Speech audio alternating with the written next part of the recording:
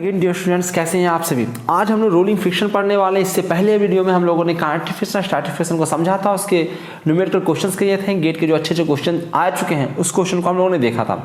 आज rolling friction को देखते हैं। तो रोलिंग फ्रिक्शन होता क्या है। तो रोलिंग फ्रिक्शन थोड़ा सा उन सब फ्रिक्शन से अलग होता है। जानते हो आप लोग कि रोलिंग फ्रिक्शन को हम किस प्रकार से डिफाइन करते हैं, चलो देख लेते हैं। The minimum force required at centre of roller parallel to contact surface to start the rolling is called rolling friction.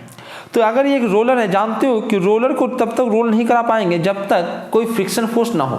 अगर फ्रिक्शन नहीं रहेगा तो भैया वो रोल क्यों करेगा, स्लाइड क्यों नहीं कर जाएगा। रोल करने की जरूरत ही क्या है उसको। तो रोलिंग तभी होगा जब फ्रिक्शन वहां पे रहेगा। तो यहाँ पे इसके सेंटर पे हम एक फोर्स लगाना चाहते हैं, जो पी मिनिमम फोर्स लगाना चाहते हैं, जिससे ये रोल करने लगे, प्योर रोलिंग करने लगे। तो ये फ्रिक्शन फोर्स किसके, ये जो फोर्स होगा किसके बराबर होना चाहिए, ये एफ जो फ्रिक्शन यहाँ पे लग रहा है उसके बराबर होना चाहिए। ठीक है, यही आपका रोलिंग फ्रिक्शन है। और ये किसके बराबर होगा, पी मिनिमम के बराबर होगा। तो चाहे आप इससे डिफिनेशन दो या इससे डिफिनेशन दो, तो हम लोग इसी से डिफिनेशन दे रहे हैं कि minimum force required at centre, हम सेंटर पे कितना मिनिमम फोर्स लगा दें of roller parallel to the contact surface, जो कॉन्टैक्ट सरफेस है उसके parallel to start the rolling is called rolling friction. उसी को हम रोलिंग फ्रिक्शन कहते हैं। यानी कि पी मिनिमम किसके बराबर है, एफ आर रोलिंग फ्रिक्शन के बराबर है। और ये रोलिंग फ्रिक्शन को हम डिफाइन कैसे करते हैं, हम रोलिंग फ्रिक्शन को इस प्रकार से डिफाइन करते हैं, या इसका फॉर्मूला होता है mu R W by R. W क्या है, वेट ऑफ ये पूरा रोलर जो है उसका वेट है डब्ल्यू। म्यू आर क्या है, देखो यहाँ पे सब लिखा हुआ है। म्यू आर क्या है, तो कोफिशिएंट ऑफ रोलिंग रेसिस्टेंस, ध्यान रहे कोफिशिएंट ऑफ रोलिंग रेसिस्टेंस है ये आपका कोफिशिएंट ऑफ फ्रिक्शन नहीं होता है। जैसे वहां पे पढ़ते थे coefficient of kinetic friction, coefficient of static friction, यहाँ पे हम लोग इससे कोफिशिएंट ऑफ रोलिंग रेसिस्टेंस कहते हैं, कोफिशिएंट ऑफ रोलिंग फ्रिक्शन नहीं कहते हैं। रीजन क्या है, क्योंकि यहाँ पे जो ये म्यू है वहाँ पे म्यू का यूनिट नहीं होता था, म्यू एस का कोई यूनिट नहीं होता था, म्यू एन का, म्यू के का कोई यूनिट नहीं होता था, पर म्यू आर का यूनिट होता है जो कि मीटर होता है। क्योंकि दिख ही रहा है आपको कि ये वेट है, इसका न्यूटन यूनिट है, और नीचे आपको डिवाइड किया हुआ है लेंथ से, आर से, रेडियस से, तो इसका यूनिट होगा मीटर में यूनिट होगा इसका।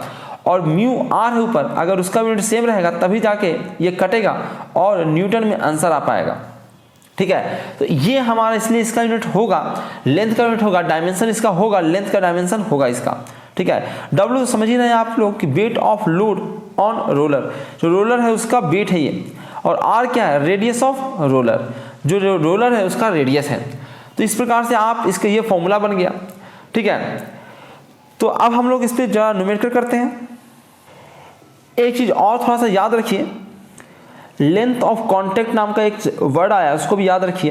क्योंकि आप जानते हैं कि हम लोग जो रियल लाइफ में पढ़ते थे, मतलब हम लोग जो आइडियली पढ़ते थे क्लास 11 वगैरह में, वहाँ पे जो रोलर होता था वो एक पॉइंट पे कॉन्टैक्ट करता था, पर रियल लाइफ में ऐसा नहीं होता है। हम इंजीनियरिंग का पढ़ाई पढ़ रहे हैं, यहाँ पे ऐसा नहीं होगा। ऐसा पे अजम्पशन लेंगे तो कैसे पढ़ाई होगा। ठीक है, हमारा कोई रियल लाइफ में उसका इस्तेमाल ही नहीं हो पाएगा। तो यहाँ पे कुछ लेंथ इसका कॉन्टैक्ट में रहता है, जिसको हम लेंथ ऑफ कॉन्टैक्ट कहते हैं। जितना लेंथ कॉन्टैक्ट में रहता है उसको हम क्या कहते हैं, लेंथ ऑफ कॉन्टैक्ट कहते हैं। ठीक है, इतना अगर थ्योरी आपको समझ में आ गया होगा तो कुछ और थ्योरी जान लेते हैं, उसके बाद हम लोग न्यूमेरिकल पे पहुंचेंगे।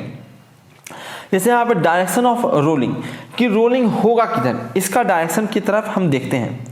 ये भी समझ लेते हैं कि हमें कौन कौन से इक्वेशन लगाने हैं क्वेश्चन में और कैसे करना है, कौन कौन इंपॉर्टेंट जो इक्वेशन लगाना है और उसको कैसे सोल्व करना है और कैसे लगाना है इक्वेशंस को। तो देखिए यहाँ पे अगर कोई भी रोल करेगा तो उसमें फ्रिक्शन जरूर लगेगा। और अगर देखो, अगर इस प्रकार से रोल कर रहा है तो आगे की ओर फ्रिक्शन लगेगा। देखो, अगर ऐसे रोल कर रहा है तो ये पॉइंट जो है वो पीछे जाने की कोशिश करेगा। अगर पीछे जाने की कोशिश करेगा तो धरती जो उसको आए की ओर एक फ्रिक्शन फोर्स लगाएगा, क्योंकि वो पीछे जाना चाहता है। तो डायरेक्शन फ्रिक्शन का हमें क्लियर होना चाहिए। अगर हमको ये पता लग गया तो हम लोग इक्वेशन लिख सकते हैं। इधर फ्रिक्शन लग रहा है आपका, ये लेंथ इसका, ये आर है, रेडियस है।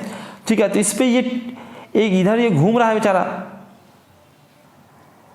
और इस पर अगर हम टॉर्क का इक्वेशन लिखें, रोटेशन वाला फॉर्मूला लिखें, तो देखो एक टॉर्क तुम इधर लगा रहे हो और ये एफ भी लगा रहा है, तो ये भी तो एक टॉर्क देगा उल्टा डायरेक्शन में।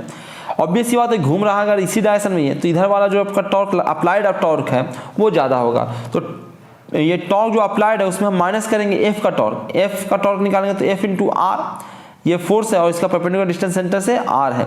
ठीक है, तो एफ इंटू आर इसको हमने माइनस कर दिया, ये किसके बराबर होगा, आई अल्फा के बराबर। तो I C M centre of mass से जो आई होगा, ठीक है, इंटू अल्फा, इसके बराबर होगा ये।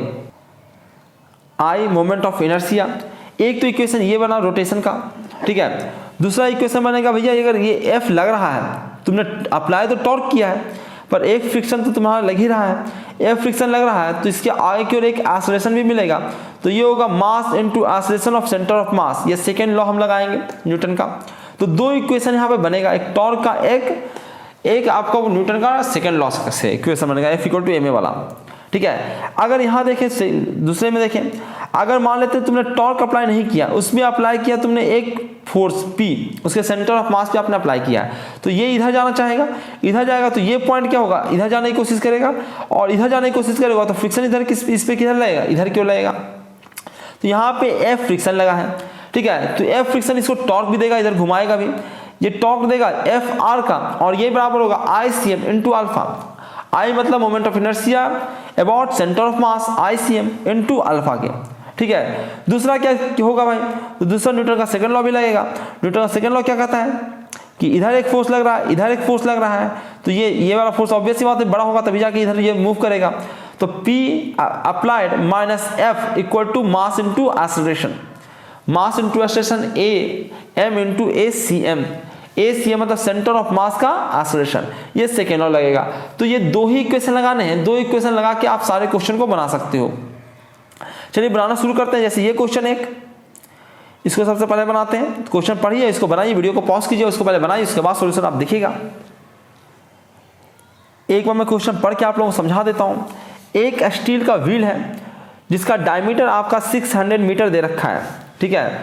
On horizontal steel rail carry a load of 500 Newton. तो ये क्या कर रहा है कि ये जो व्हील है ये रेल में लगा हुआ है, ठीक है, और वो जो लोड कैरी कर रहा है वो है 500 न्यूटन का लोड कैरी कर रहा है। If coefficient of rolling resistance दे रखा है आपका 0.3 m, देखो मीटर में दे रखा है इसने। Minimum force required to rolling it, इसके मिनिमम फोर्स कितना हमको जरूरत पड़ेगा जो इसको रोल कर पाए। तो ऑब्वियस सी बात है, मैंने बताया था ये P मिनिमम जो होता है, ये सेंटर पे जो P मिनिमम लगता है यही आपका friction force, rolling friction force है उसके बराबर होता है। इसका तो डायरेक्टली फॉर्मूला ही था, P मिनिमम इक्वल टू क्या था, mu R into W by R, ठीक है। म्यू और इसने दे रखा 0.5 0.3 तो 0.3 लिख लिया हम लोगों ने, ठीक है। डब्ल्यू वेट दे रखा है, इतना वेट लोड इसको कैरी करना है तो 500 लिख लिया हम लोगों ने। उसके बाद क्या दे रखा है भाई, तो उसके बाद आप लोगों को नीचे लिखना है आर कितना दे रखा है, ये डायमीटर दे रखा है 600 मीटर का, तो आप इसको कितना लिख लो 300 मीटर लिख लो। इसके बाद इसको सोल्व कर दो, सोल्व करना आपका काम है। ये तो एक्स्ट्रा लिखा हुआ है, ऊपर नीचे दोनों तरफ लिखा हुआ तो कर ही जाएगा, उससे कोई लेना देना है नहीं आपको, ठीक है। इसको सोल्व कीजिए, सोल्व करने के बाद कितना आता है 0.5 न्यूटन आता है आपका, ठीक है। इसको सोल्व कीजिए। तो इस प्रकार से आप इसके क्वेश्चन बना सकते हो। रोलिंग फ्रिक्शन पे भी क्वेश्चन आता है गेट वगैरह में, ठीक है। मुश्किल क्वेश्चन होते हैं, आप लोग अटेम्प्ट कीजिएगा इसके क्वेश्चंस। ज़्यादा क्वेश्चन नहीं आता है लेकिन आता है, क्वेश्चन आ सकता है, तो आप लोग इसको अटेम्प्ट कीजिएगा। मैं इस वीडियो में इतना ही रखता हूँ, ठीक है। अगले वीडियो में मैं शुरू करूंगा सर्कुलर मोशन, जो कि काफी इंपॉर्टेंट होता है। सर्कुलर मोशन आपको टॉप में थ्योरी ऑफ मशीन में भी ये काम आता है सर्कुलर मोशन। तो इसको जिस वीडियो को जरूर देखिएगा, डिस्क्रिप्शन में आपको उसका लिंक मिल जाएगा, तो आप जाके उस सारे वीडियो को देखिएगा। और जो पहले की वीडियो आप लोगों ने नहीं देखा है उसको भी जरूर देखिए। और इस चैनल पे आप लोगों को इंजीनियरिंग मैकेनिक्स के सारे कोर्स कंप्लीट कोर्स मिलेंगे। EAC का भी आपको कंप्लीट कोर्स मिलेगा, जितना जनरल जो एप्टीट्यूड वाला जो टॉपिक्स हैं वो सारे के सारे 10 टॉपिक्स हैं, सारे के सारे के वीडियो हैं। मैंने सबसे पहले उसी को बनाया है, उसके बाद इंजीनियरिंग मैकेनिक्स मैंने शुरू किया है, ठीक है। IC इंजन, टॉम, RCC ये सब सारे के वीडियो बने हुए हैं और बहुत ही अच्छे बने हुए हैं, सारे एकदम हूबहू वैसी उन्हीं चीज़ों पर बना हुआ है जिससे आपको क्वेश्चन बन जाए। मैंने ज़्यादा डिटेल में यहाँ पे कहानियाँ नहीं सुनाया है, बस गेट और EAC को ही टारगेट किया गया है। तो इसको खुद भी देखिए और इसको अधिक से अधिक शेयर भी कीजिए। चलिए मैं इस वीडियो में इतना ही रखता हूँ। बहुत बहुत धन्यवाद आप लोगों का। यदि चैनल को सब्सक्राइब नहीं किया सब्सक्राइब कर लीजिए, बेल आइकन क्लिक कर लीजिए, वीडियो को लाइक कर दीजिए और इसको शेयर करना बिल्कुल मत भूलिएगा। अपने दोस्तों को जरूर भेजिए इसको, ठीक है। दूसरों को आप मदद कीजिएगा तो इस पर भी आपकी मदद करेगा। Thank you very much.